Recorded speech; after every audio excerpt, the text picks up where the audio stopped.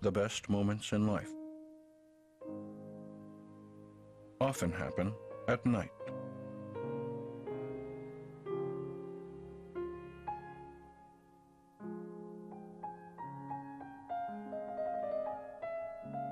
What if you could have even more of those magical nocturnal memories?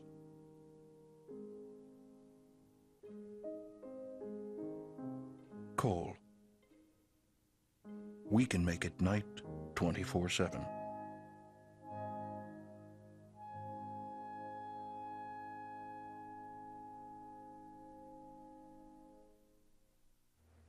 Hello, America. Coal. It's so evil. Boo! Actually, it's what runs the country. Coal. Yeah. And for some reason, we're dismantling it. Tonight, we're going to stand up for coal. But nobody will do that. That's crazy talk. Yes. And we're going to go a step further. We're going to have coal-fired pizza. Sure, you might have had wood-fired pizza before. Coal-fired pizza. It's great. And we're going to be joined by Bob Murray, President and CEO of Murray Energy Corporation. Tom Borelli, Director of the Free Enterprise Project, which is part of the National Center for Public Policy Research. And Steve Miller. I love every single one of his crazy, crazy songs. He's the president and CEO of American Coalition for Clean Coal Electricity. Hello, gentlemen. Welcome. How are you?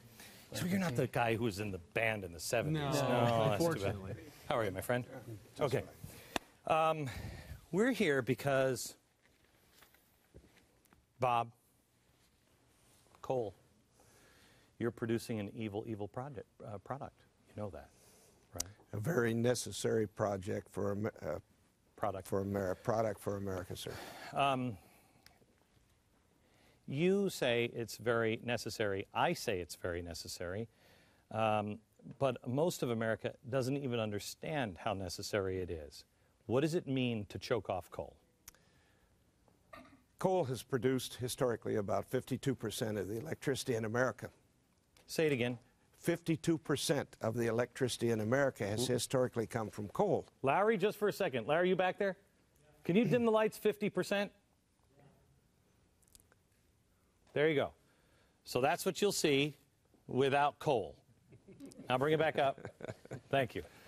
And coal accounts for 4 cents a kilowatt hour electricity. It costs 4 cents a kilowatt hour nationally to make electricity out of coal, compared to 22 cents a kilowatt hour for the electricity that President Obama wants us to make electricity from the product, wind and solar.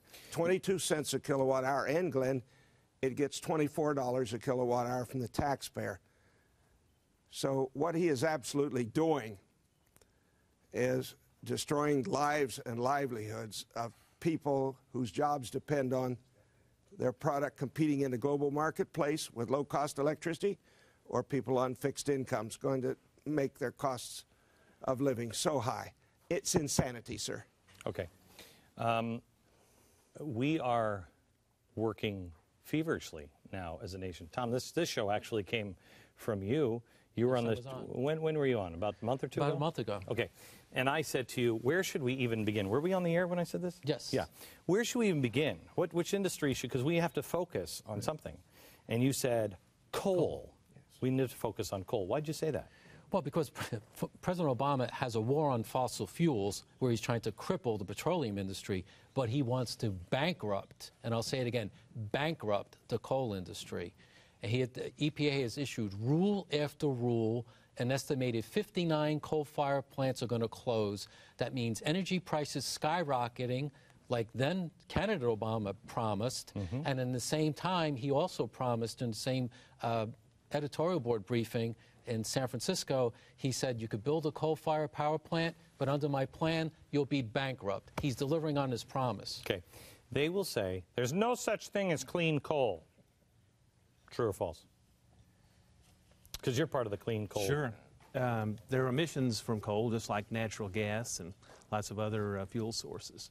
But the record shows that over the last 40 years, electricity from coal has reduced emissions from these major sources, the things we're concerned about, smog and acid rain, by 90% per unit of electricity produced. And that's an incredible performance record, and incredible, and we're very, very proud of the progress that we're making here on the environment. Okay, can I ask you guys a question?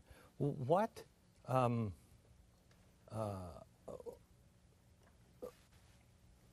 the problem really is that we're strip mining everything, right? I mean, is that one of the biggest problems? Is that when to get it out of the ground, we have to destroy the mountains? Because I've heard them say we have to destroy the mountains. No, that is not correct. In fact, my company, Murray Energy Corporation, we do no surface mining at all. It's all underground. But it's the underground mining, the most environmentally acceptable way, Glenn, to mine coal that he's destroying. And actually, I could show you one way right here on this chart. Go ahead. This is an underground mine in Pennsylvania, an actual mine. And these are what we call the longwall panels laid out. And these are... Wait. Is this like the wall of the mine? You're or is this looking down on it from the sky. Like an aerial. And you're looking down about 800 feet underground here, 600 to 800 feet underground. You're looking down on it. All right, so are the lines, are those the mines? Or these lines here are the mine panels. Okay. These lines here are ditches on the surface that are dry, and occasionally they'll have water run in when it rains, or they're very small streams. We mine under those streams 800 feet down, 500 feet. We do not disturb those streams or those ditches. But Mr. Obama has a rule, and this is one of his ways to simply eliminate the coal industry. It's called the Stream Buffer Zone Rule. Department of Interior. So wait a minute, before you do this, you can mine in any of those green areas now. Yes, sir, I can. But you're 800 feet below those other little squiggly... And we do not disturb those ditches or those streams that are on the surface. Got it. And the Congress meant, when they said waters of the United States, they meant navigable waters. He's taken it to mean dry ditches that have water in them when it rains sometimes. Okay. This is what happens to an underground coal mine as a result of President Obama's Stream Buffer Zone rule. This is only one of the ways, and this one's in the Department of Interior, where these streams, the longwall panels, are these short distances, and it eviscerates the mine. It totally eliminates the underground mine. The most acceptable way to mine coal is 800 feet underground. Okay, so let's see if I have this right. So I'm underground. Let's just say this is a big room. I know it's not that way, but let's just say this is a big room.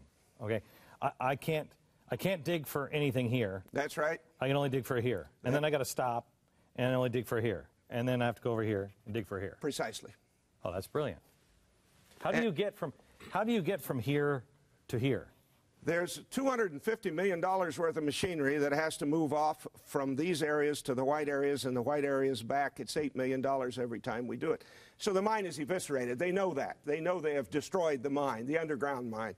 So in other words, because you can't afford to go this way, or do you have to go kind of like this way? You can't connect them. You have to sell your coal in a competitive marketplace, and what happens is the cost of moving around these streams and the practicality of moving around the stream, and it's a dangerous job to move this machinery underground too.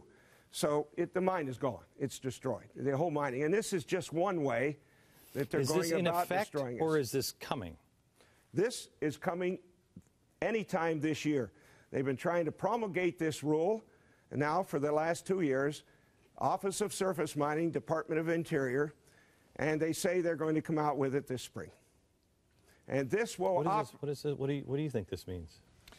Well, our organization deals with the electricity end of things, not the production end of things. But Bob's point here is, I mean, in any environmental rule here, the question is, what is the benefit to human health, is how will the earth be better preserved by this new rule? And it's extremely questionable to see how that would benefit. But you can't do it. You're on the production end. You're the guy who takes it out of the ground. Right. You're the guy who makes it clean and burns it into energy. Correct. Right. So There's no way to do this at a No reasonable way. way. And again, this is the vast majority of the mining in the United States. It's underground mining, and the best way to mine it. He wants to destroy our industry. He set out to do that, as Mr. Borelli said, to bankrupt anyone that attempts to use coal in America. And this is just one rule that he's promulgating to destroy our industry. Okay.